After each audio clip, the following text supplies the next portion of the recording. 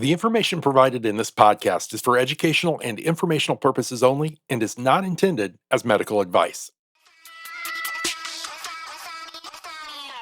Hey, it's Nikki. Thrilled to hand the mic over to our friends at Testosterone MD.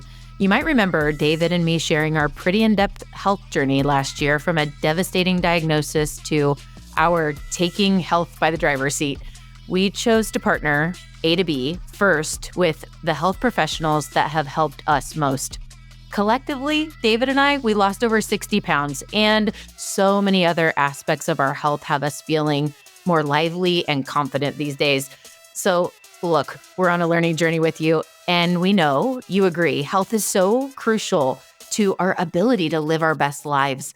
P.S. Don't wait to hit this team up at Testosterone MD for a free concierge coaching call. There's a link in the show notes, or feel free to ask us. But this action could be the start of a whole new you. It was for us. So I'm passing the mic to our partners at Testosterone MD. Hey guys, thanks for tuning back in to Activate Your Best Health podcast with Dr. Saddoris and Leslie Snyder. We're all going to be focusing on the topic of testosterone today and everything that entails, and some of the therapies that we offer and why they can benefit you greatly in today's world. So I'm going to turn it over to Dr. Saddoris to kind of go over the role of testosterone, kind of where it's produced, and just some oversights into that hormone. Yes, I think testosterone treatment is so misunderstood by a lot of physicians. A lot of people think, they're just using it for sexual performance or increase the libido. But they fail to really realize that low testosterone can be very harmful in a man, and that it's very important that it's actually diagnosed. Harmful in the sense that you increase diabetes from it. You can also increase cardiovascular disease from it. You can increase actually prostate cancer. There's some studies out showing that low T's actually can be associated with increased risk of prostatic cancer. We used to always think that lowering your testosterone is a treatment for it, but they're having quite a few new studies showing that that's not necessarily true. Depression severely increases with low testosterone. And I think that low energy, low motivation, extreme fatigue, basically they exhibit a lot of depressive symptoms that are just remarkably resolved with just properly treating the underlying cause, rather than giving them an antidepressant, which has its own set of side effects and is not correcting the underlying problem. So important that we correct the actual problem, and that will take care of the other aspects that low T creates. We're seeing a lot more younger people with low testosterone. I think the biggest problem with that is that we put hormones in our food. And then also there's lots of chemicals. And I think that all of these things are having a negative impact on men. When I first started medicine over 30 some years ago, most of men that had low testosterone were usually in their 70s or 80s, and I'm finding them in their 30s and sometimes late 20s. Why is that happening? And I'm sure it's all related to the food that they're intaking and the chemicals that they're consuming that's having a significant effect on their body to produce a very vital hormone that they need to sustain just making them feel good and feel happy and feel motivated and doing the things that they need to do as a person to make them feel like they're complete. And so our biggest goal is, one, do we make a proper diagnosis? If someone comes in with low energy and fatigued and a man having depression symptoms, I no longer think, that's only in the old man. I would certainly check that also in young people. A lot of opiate drugs used for chronic pain causes low testosterone and has significant impact on the well-being of the person. And so I usually check a free testosterone and a total testosterone. The total is basically what's bound in your body plus what's available to your tissue. The problem is a lot of doctors use that to diagnose. But unfortunately, it's not telling you what the tissue's getting. There are sex hormone binding proteins that will actually bind the testosterone so it's not available to the tissue. So even though your blood level of total looks totally fine, when they do a free level, they can find a significant low level. And so I always want to do a free level. I think that is basically going to tell us what is our body actually receiving. And that is going to help guide my treatment. Some doctors will assess sex hormone binding globulin, but there are other proteins out besides that can cause binding of the hormone. And so it's missing that if they do not check the free. Like if they have a low thyroid condition, sometimes that can cause binding to the globulin that's not picked up by just checking a sex hormone binding globulin. So free is the way to go. It's a little bit more expensive test, but the cost is well worth it because we'll be not missing a large number of people who are suffering from low testosterone that are not being diagnosed, nor are they being treated. So a lot of times people say, well, what is the symptoms of low testosterone? And I've kind of went over some of that. Depressive-like symptoms, low motivation, fatigue. They just don't want to do very much. Low testosterone also affects the ability to burn your carbohydrates, and so they start developing belly fat, and that causes insulin resistance, which then leads to increased cardiovascular disease such as heart attacks and strokes. They also develop diabetes, and they also develop bone loss. They can start getting osteoporosis where they start fracturing bones. So it is not simply, hey, I just want to feel better. It's affecting their quality of their life, not just now, but in the future. And so that's why here at TestRx that we are always concerned about the person, not just at the moment, but also in the future. And that's why we do a lot of protective and preventative aspects to help lower potential risks that you might get in treatment. I love that breakdown. You did such a good job of covering that from a multitude of different angles. I'm going to now pass the mic to Leslie and give you some of his insight with his background in the gym industry on how that can affect physical performance as well. Well, yeah, thanks, John. So, as you know, testosterone fights the muscle breakdown, acting like a shield to protect, the muscle fiber from damage, things like that. Before I forget, I wanted to ask Dr. Saddoris, and I've had this argument with many of my fitness friends, gurus, and things like that, even my own trainer. So we talked about whether or not low T is the cause or the effect of, say, the weight gain, the belly fat, things like that, all these things. So what are your thoughts? Is that what comes first, the chicken or the egg, right? It causes that problem, okay?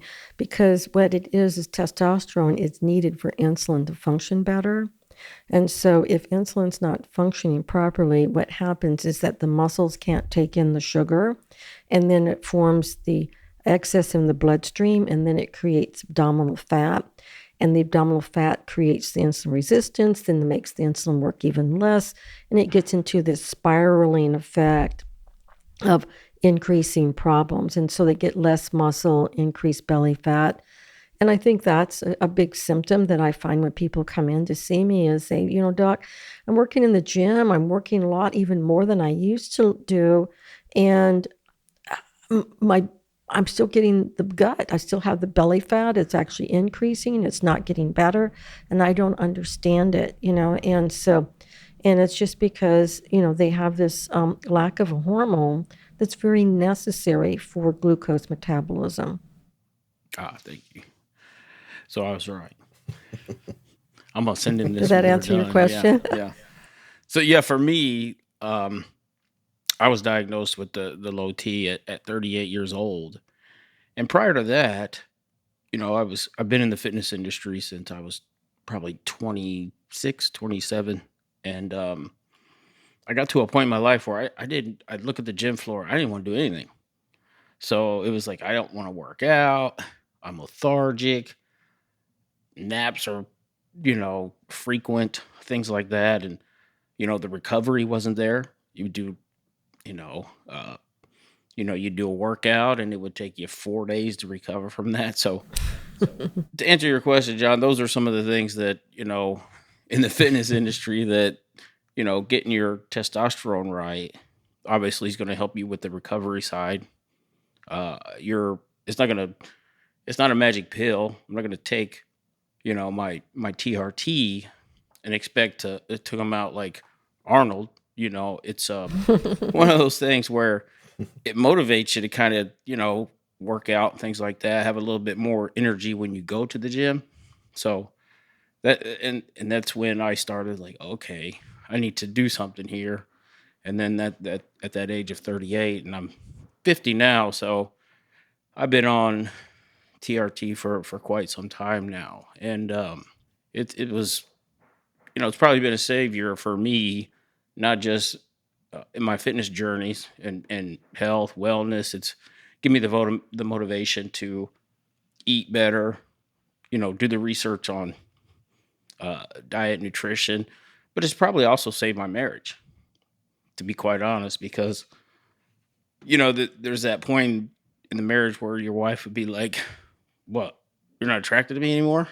Like, it has nothing to do with that. It's just the libido is gone, right? So, not, and I know that doesn't have anything to do with the gym, but that is one of the things that you know that's helped me personally.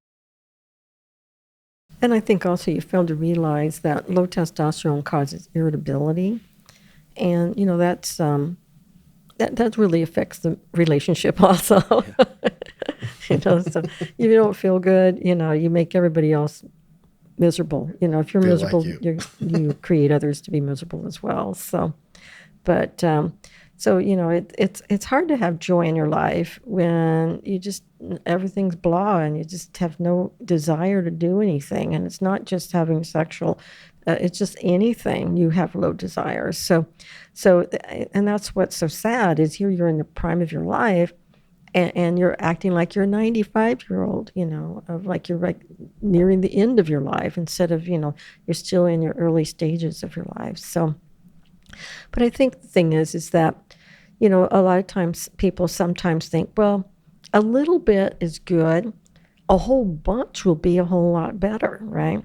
And I had a sister that way that she made apple pie for my dad, and she loved cinnamon, and it asked for like a half a teaspoon of cinnamon, and she thought, half a cup would be good, and it was like pure black, and it was like destroyed it, right?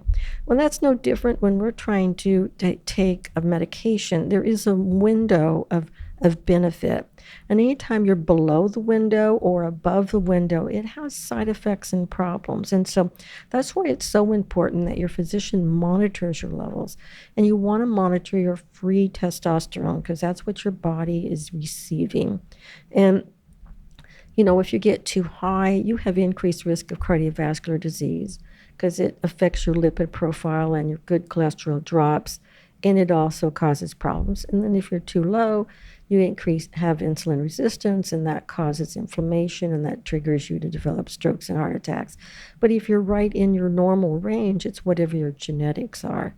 And so our goal is to put people about mid-range, could be a little higher than mid-range if you're younger, and maybe if you're in your 60s or 70s, that may be more towards the still normal, but maybe a little bit below slightly normal levels. You have a wide range between 300 and 1,000. So you have that ability to be flexible based on the patient and their age and their needs that they have in their life. And so, again, at TestRx, we do monitor that, but we also monitor potential side effects. A lot of physicians will just give the medication, and they don't tell the patient. How can you make an informed decision if you're not informed about what potential problems you have? And then also, what are ways that we can avoid it? One of the potential problems is that when you take testosterone, it is a sex hormone. It is produced from cortisol. Pretty much all sex hormones are produced from cortisol. So if you have a low cortisol level, then not only is your testosterone low, but so is your estrogen levels are low, your aldosterone levels are low. And so you have a lot of other medical problems besides just low T. But the testosterone is produced in the testes, and there's a hormone that's released from the testicles called LH, and it stimulates the brain to produce more. But it produces more when that's stimulated to stimulate your body to make more sperm and also testosterone.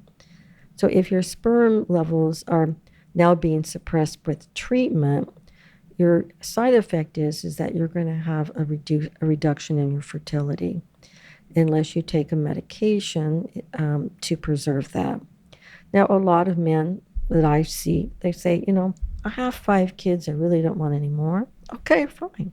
Some men say, hey, I've already had a vasectomy. Definitely, I don't want to take something to preserve my fertility because I did something to prevent it. But for a young man who's not told this side effect, who's just put on testosterone, or he gets testosterone off the street because, he's wanting a certain image that he wants to create, and doesn't realize that he may be affecting permanently his ability to have children.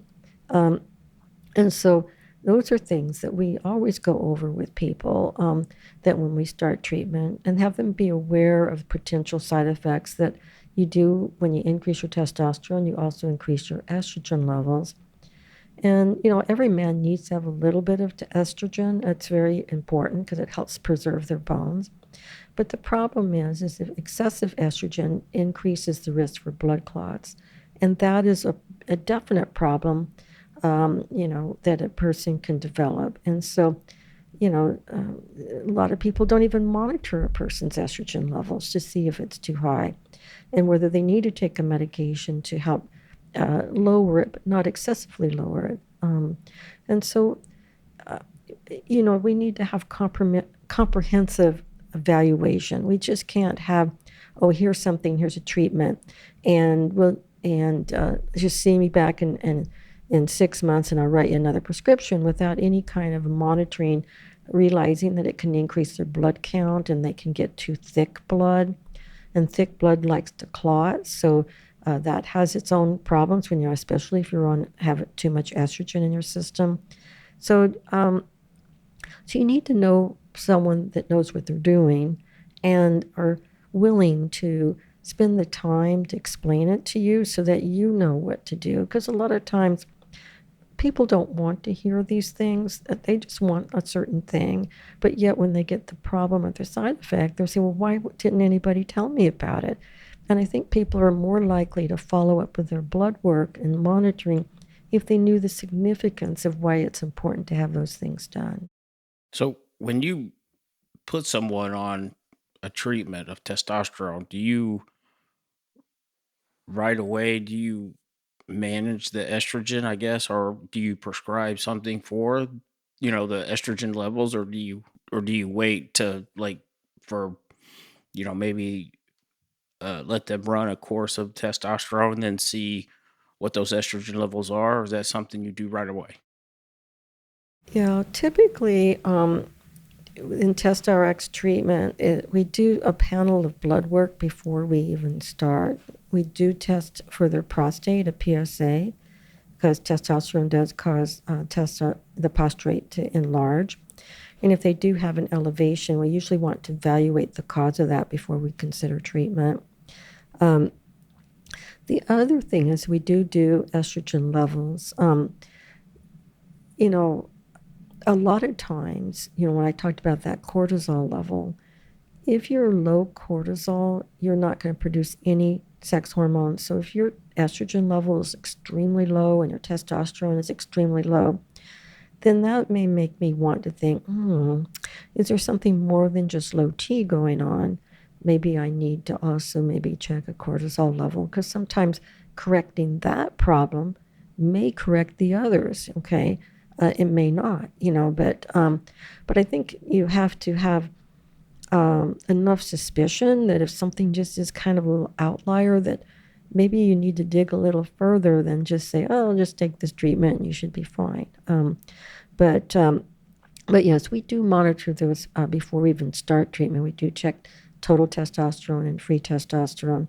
We do check people's blood count just to see where they're at to begin with. And we want to see what their hemoglobin is. And then I always like to do thyroid because low thyroid can kind of mimic low testosterone symptoms. And so that's important. And we also get baseline lipid values just to see where they're kind of at that moment. And then down the line, whether we need to reconsider reevaluating that or not. I definitely wanted to touch on the hematocrit values and the reason why. I know that we may have some listeners who maybe already are on TRT and are getting more insight, or potentially people who are curious about TRT. But a big factor is going to be uh, through the use of your labs, if you come back and get an elevated hematocrit value, and that's the thickening of the blood, as you mentioned earlier, I think that we need to make it explicitly clear, like what you can avoid if you're donating. So why you don't want that blood to thicken. What would be the side effects there of if your blood thickened too much, what would happen? Yeah. So, when you take testosterone, it increases red blood cells. Okay. That's why a lot of athletes that are in the past, they couldn't take testosterone because they found it doping to increase their red cells, to increase oxygen capacity, which is fine to a certain level. But once you start getting elevated, then what happens is the blood starts to clump, and your circulation gets thicker, and it's harder to carry the oxygen because it's kind of like pushing glue through a tube type thing. And so a lot of people who, after we removed a unit of blood, they say, oh, they'll come back and say, I felt so much better. I felt less fatigued, less tired, not realizing that having too much of something is not good for you, whether it's too much testosterone or too much red blood cells or too much sugar. They in normal ranges, they're wonderful and they're needed. But like anything, our body always has something called homeostasis, where we need to maintain within a normal range for your body to function best. And so you can get fatigue, you can get tiredness, you can start getting a swelling in a muscle in your legs and not realizing, and it can be tender and not realizing you have a blood clot. That blood clot can travel into your lungs and you get something called a pulmonary embolism, and that sometimes can be fatal. So it's important that, these things are monitored to help prevent problems. And that's what, nothing's worse than making someone feel better, but then we put them at risk for other problems if we're not doing proper monitoring. And so in treatment, that regardless of what treatment I give, I always have to monitor that person to see if I give them a blood pressure medicine, is it working? And then two, are they having side effects to it that may be something that could be very undesirable for them? And so it is always a balancing act because every person is different. I have some people that have been on testosterone a long time, check their levels, and their hemoglobin level seems to maintain and doesn't seem to need to have a blood transfusion. I've had other people that we have to do a blood transfusion on them like every 2 months or 3 months to remove a unit of blood because their blood count's getting too high. And so everybody is variable, and because of that variability, and we don't know who you are, we just need to check and monitor so that we make it as effective and as safe as it can be for you. Awesome. Thank you for laying that out for everybody. Now, Leslie, you mentioned earlier that you've been on TRT for quite some time. How many transfusions, or I guess maintenance in general, have you experienced? Is there a lot of stuff that you have to do outside of just, injecting yourself once or twice a week and call it a day? Or I guess what insights can you bring to the table there? I do a baby aspirin every day in the mornings, and then I do. I usually max out my donations 3 times a year, just to you know um, to keep those right. And then I do the my weekly uh, estrogen blocker. Now, the estrogen blocker that I use is a little bit different than the normal anastrozole, because anastrozole didn't work for me. So at one point I was prescribed like 3 anastrozoles a week, and it just wasn't working. My estrogen levels were in the 60s, and it was a little too high. So he put me on letrozole, which is I guess it's for women that have breast cancer, and I do a half of one of those a week or just one every 2 weeks, and it works like a charm. So those are the things that, and it's weird, like you say, everybody's so different, but just by you know through the years of just getting it right is what you got to do, and you have to stay on your appointments. You have to stay on what the doctor tells you to do, because I'm a man and I'm American and more is better, like you said. So it's one of those things where it's like early on, I was like, oh, I feel amazing. I need more. Like, that's the natural like hawk in you, especially from the Exactly fitness right. industry. It's like, give me more, give me more. And you're right. Some of those symptoms, and at one point I was taking more, you know, but then I found out like, hey, I'm starting to feel like I did when I had low T. Like the depression's there. I don't feel like doing nothing. So it was like too much testosterone equaled too less of testosterone. So it's perfect how you said that. I was just thinking back to those days. Like I was such an idiot. Like more is not better.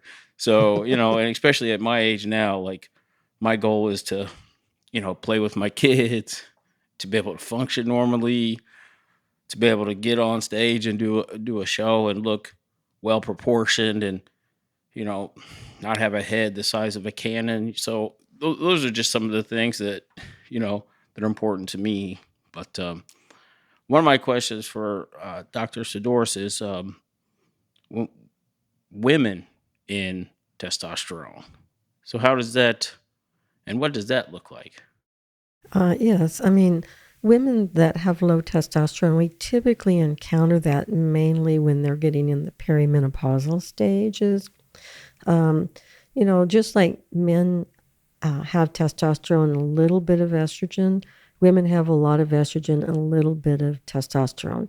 And it's just that, and that's what makes us a man and what makes us a woman. But the little bit of testosterone in a woman also gives her increased motivation. It also has a slight increase in her sex drive. It does help reduce hot flashes if you're going through menopausal symptoms. Um, and a lot of fatigue, tiredness symptoms are much better with a low dose. I think the biggest problem that I encounter with women on testosterone is that a lot of doctors don't understand delivery systems. Some of them will actually give them an injection of testosterone, which in a man works great because being high, a little higher when they get the injection a day later, um, gives them that boost. But in a woman, that is very masculizing. And, a lot of the women don't typically care to have facial hair or hair on their chest, and having those kind of side effects that you can get. And then the yo-yoing, you get the high level, and you get the low level as the shot wears off, and then the next shot brings you up way too high. And so you spend very little time in the middle level. And so some people use these testosterone pellets in women. They are inserted, usually sub-Q, a lot of times in the buttock area, in the upper buttock area. And they usually last about 3 months, the pellets. Sometimes they can expel, but usually in women, getting 3 of them is not too bad. In men who'd go the pellets, they might need 10 or 12 of them, and those are very difficult to keep them from some of them popping out and lowering their levels. But that does cause some scarring. But I think more importantly, it's very difficult to titrate dosing with that. Yes, you can go 1 pellet or 2 or 3, but what about the in between that? And if you're on too much, I had one patient that was on it, and she said, I was way too much. I just felt so irritable, and it was so angry a lot and just had a lot of emotional ability, and that she went off of the pellets, and that improved by us giving her the testosterone in a cream that absorbed through her skin. And that is very effective because you can change the dosing that's in the cream. You can also change how many clicks that you give of the cream to take. And so it allows a lot more individualization for the There, person. where does that apply to, like on a cream basis? Like abdominal area, or is it where at on the skin, or does it really matter? I think that, a lot of people think that, like when they have the estrogen, like the estrogen creams, they think, oh, it has to be applied vaginally or something like that.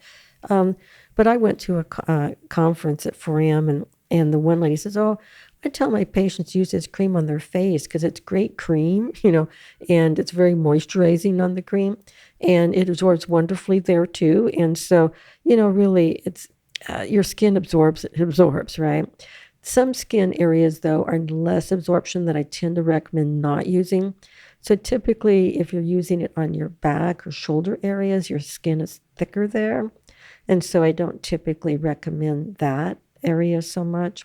But usually the abdomen, the inner arms, the face are very, blood vessels are very closer to the surface, and the skin's not as thick. And so they tend to absorb quite well there. Oh, thank you. Awesome. Yeah, I know that, like with testosterone creams, one thing that I was always under the impression of is wherever you chose to rub it in, you want to be cognizant of the fact that maybe kids or somebody can come in contact with that area, then from touching you can absorb that hormone, which obviously is not ideal, especially with kids. So is that still similar when it comes to the women hormone cream as well? And if so, would it not make more sense to maybe do like inner thigh or like somewhere like that where you're not going to really have the issue of like having someone come into contact? Yeah, I think for the men, it's mainly their partner, their female partner, that they're concerned about because it's like close contact. Okay. Um, um, if you're having it a really close contact and having a little bit more prolonged contact, then yes, there can be some absorption of that. So I think on men, we typically recommend like in the axilla area under their armpit area is a good area because usually the woman's not going to be in contact to that area.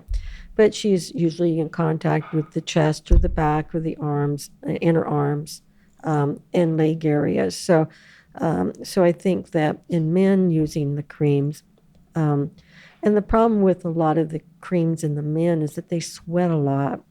And so sometimes that absorption isn't as good. And that's why sometimes even the patches and for men, for testosterone, a lot of men struggle with that because the patches will fall off and they don't tend to get the full benefit of that patch as they would normally get. Awesome. Thank you for that. All I could picture when you said that is me getting my wife in a headlock and how well that would not go over. Get over here, give her a little noogie. But so what does the estrogen look like in women when they do testosterone? Is that something that increases, drops down? What happens to their natural estrogen or Yes, they don't have as high level of testosterone in their system. So there may be slight conversion to estrogen, but it would be very slight. And a lot of times we're typically giving the female estrogen because they're that that perimenopausal and their levels are down, and they're having a lot of hot flashes. They're having a lot of vaginal dryness. Their skin is feeling a lot drier, more wrinkly, those kind of things. And so in a female, we typically are giving them estrogen, low dose of testosterone, and then if they haven't had a hysterectomy, we'll give them either a sub-Q progesterone, or we can add some progesterone into the cream formulation that we're giving them. So sometimes we'll add different compounds. I mean, you can add up to 4 compounds in your cream that you want a little progesterone, you want so much of, there are different formulations of estrogens. So, we always want estradiol, which is, the E2. And then, and then you can also add a little bit of testosterone into that. And so they're only just doing one application, but they're getting 3 different medications in that at the same time. I personally like using the sublingual progesterone when we're doing the estrogen, because whenever you mix a cream, is it evenly dispersed? I'm sure it's fairly good, but when you're dealing with potentially increased risk of uterine cancer, if you're just giving pure progesterone, you don't have to worry about the buildup of the uterine lining and increased risk for developing uterine cancer from that. And that's just a personal preference. That doesn't mean someone doing something else may work perfectly fine. I just that my mind always works like, how evenly is this? How is it? Are they getting significantly the same amount each dose? So that's just my mind is always thinking of what is the best for the patient. So one more question on women and testosterone. Are the symptoms similar in women and men when it comes to, like, how would a woman know to reach out to TestRx and say, hey, I think I need some, some hormone replacement therapy? Here, let me stop you real quick. Let's do both men and women. How would you know that it's time to reach out to us on both sides? So obviously you're going to have to differentiate. So I think fatigue is common for both men and women. I don't think the low motivation is quite as noticeable in women than it is in men. I mean, that's really a significant thing that they find. You can have hot flashes in women and men, but far severe in women than men have hot flashes from low T. Vaginal dryness, of course, men don't have that problem, but that is a common side effect. Painful intercourse, libido is down, it's hard to become aroused, very difficult to have an orgasm. So those things are definitely affected, and a lot of times the low dose testosterone does help with that. And then also the body changes. You start losing breast tissue in women, whereas as men, sometimes they get increased breast tissue with low T because their testosterone ratio with estrogen is affected, and sometimes their estrogen levels in proportion to the testosterone is a little higher. Their breast tissue tends to diminish. They do get increased belly fat, which you see that both in men and women. And in women, low estrogen does increase osteoporosis, and you also see in low testosterone in men osteoporosis as well. Both of them do develop increased risk of Alzheimer's. Low estrogen and low testosterone is increased Alzheimer's in both populations. I think in men, though, mathematical reasoning might be affected earlier than in women, where it's in the sense of, what do I want to say? What do I want to say? And then it comes to them later. That timing, that processing speed is slowed, maybe a little bit more in men, noticeably earlier. Women might be more gradually having that occurring, because I think in women it's natural for us to go through these changes, and so they're gradually occurring. Whereas in men, I think it's a little bit more rapidly, and it's not natural for this to happen to them. And so I think that those are the big characteristics. The skin changes, the hair changes. They just say it's just getting older, and not realizing that, estrogen can have a significant effect on your appearance, so. Awesome. Thank you for that. Well, we are probably wrapping things up unless one of you guys have anything else that you'd like to add. All good. All right. Awesome. Well, thank you guys for tuning in today. And we're looking forward to explore other topics with you guys about activating your best health and living in your best self, both physically, mentally, and spiritually. We will be recording the next episode for next month. So you guys will see that come out in October.